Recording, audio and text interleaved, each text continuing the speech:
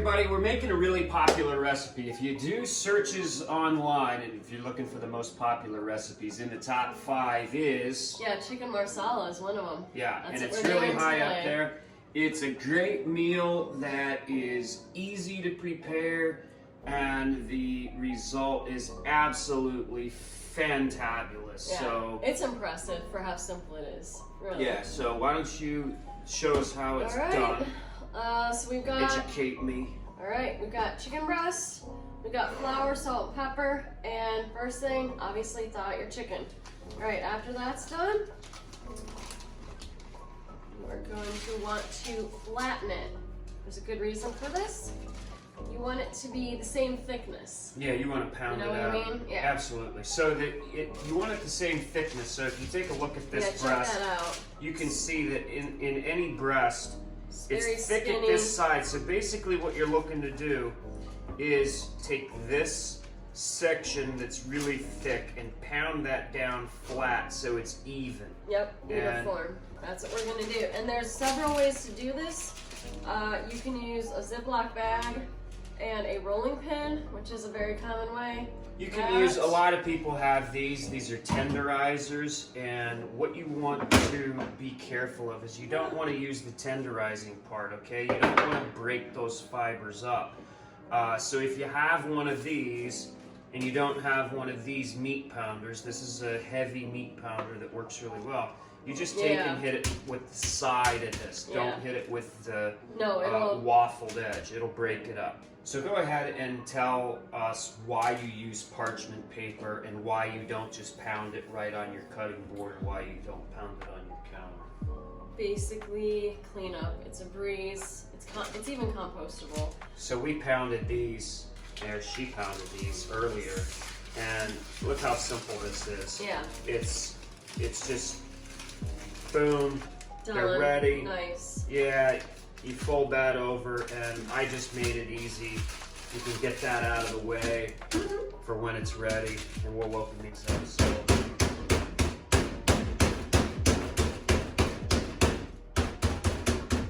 This is really good for anybody that needs to take. It's really good for anybody that needs to take out their aggression. Yeah, if you've had a hard day at work and you want to come home and get this recipe. Or what you can do is just hold your hands up. Yeah, right. Alright, so these are ready. That's ready, and then we want to make sure the meat's dried off before we dredge it. Always, always. So I've got my clean towel. You want to dry the meat because you don't want that excess moisture in your dredge. Because if you have the excess moisture, what ends up happening is it collects and gunks up. It makes your dredge just funky. So there we go. Got our meat dry. Alright, that is done. Alright, let's get it dredged. So while you're dredging that and flouring it, I'm going to get the pan warming up. Yep, do it.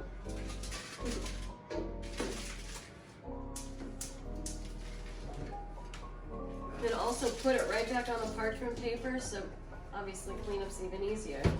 Alright, we are almost ready here. How's that pan, Dustin? The butter's melting, it's warming up. So what we're looking to do is just melt the butter down until it's flat. We're not going to get this into a rolling super hot because we're not looking to sear this really hard. We just want to melt this butter down, and then as soon as it's all melted down, we're going to get the chicken in there. Alright, this is exactly what you're looking for right there. You want these nice and evenly spread out. That's why we use a nice big pan.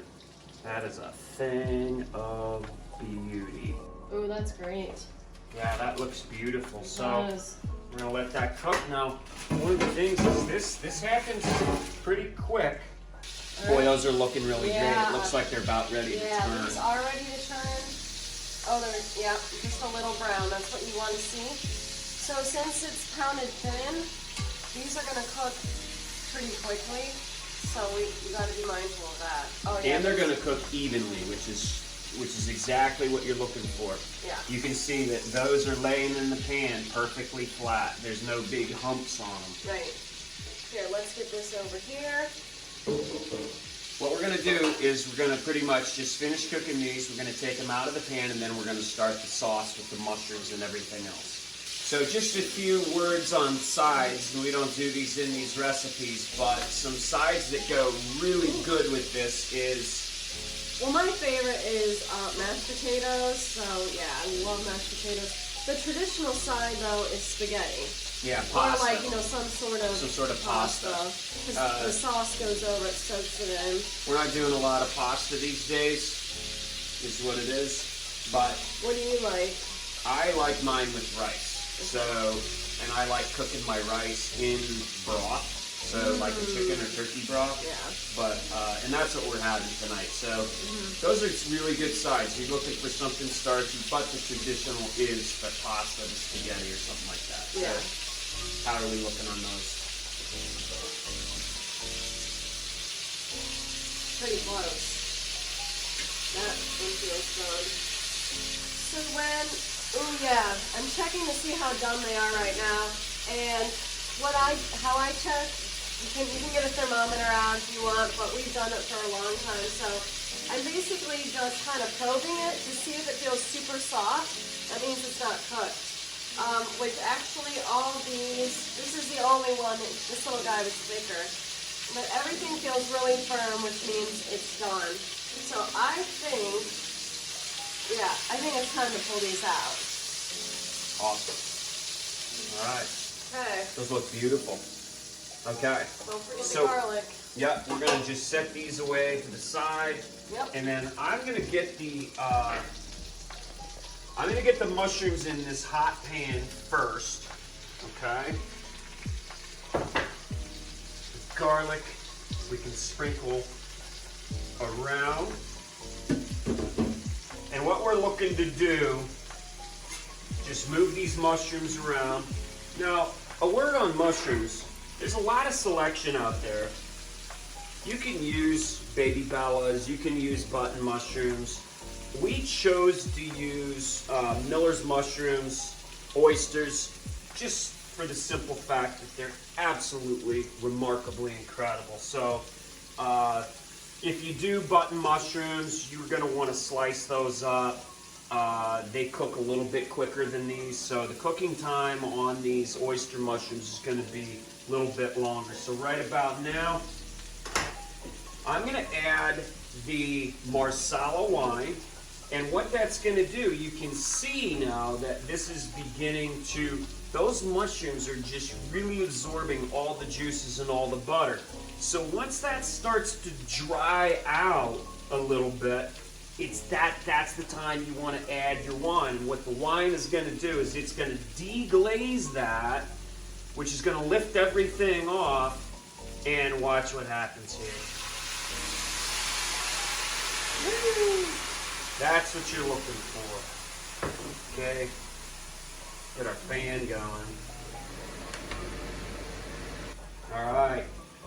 Give them babies a little bit of stir, and I'm going to tell you what, that aroma that comes off of them when that Marsala is cooking off, it is something incredible.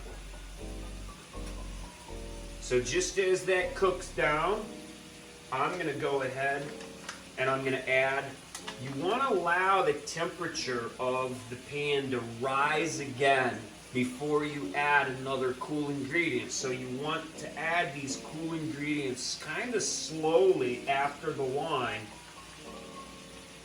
Get our little IV bag of bone broth out. Okay. There we go. So you can use chicken stock, you can use any of that. We use bone broth, well, just because it's amazing. Yeah. Throw some salt in.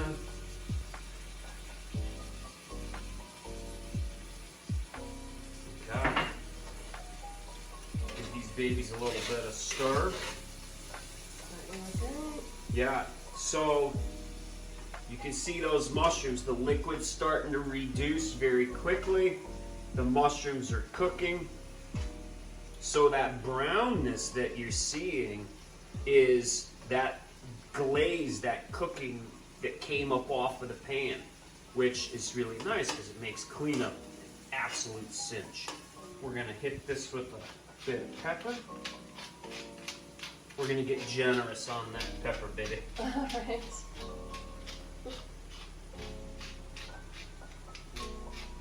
Nope, not too generous. Yeah, there we go. You want enough pepper until your wrist gets tired. We are dangerously close now. One thing I will mention, don't be afraid that it might seem saucy, because when you add that chicken back in, it's going to absorb the sauce, and that's exactly what you want.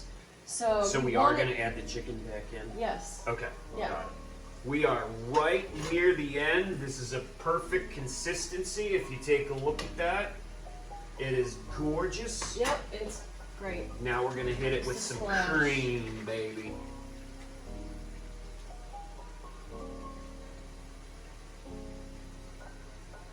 Right. Beautiful. Gonna give that a nice stir.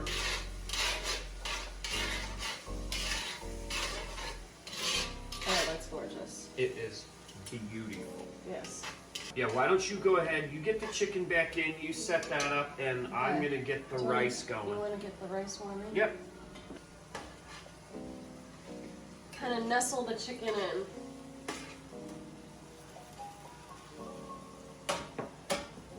Okay, this is actually a perfect consistency. Be sure to turn your pan down. You don't want to lose all your liquid because you want that to flavor your whatever side you decide to have with it. Let me grab a spoon and show you the consistency that it's gotten to now. Wow, I mean, wow, it's hard with the spoon. It's really thickened up. Yep. So, I don't know if you can see that, but it's nice. Yeah, that's gorgeous. It's a great consistency. That is gorgeous. All right, so we're ready to plate this up. That's Ready to serve it. It was so easy. It is. It's super simple. The beautiful thing of it is it's literally one pan. You get a few other things dirty. If you take those precautions of parchment paper, use a bag or something like that, it really cuts down on your cleanup, and you have a super amazing meal that is restaurant quality. It's even better than restaurant quality because you're using the finest ingredients possible. So, hey man, I would say thumbs up on this. Y'all enjoy, and we'll see you next time.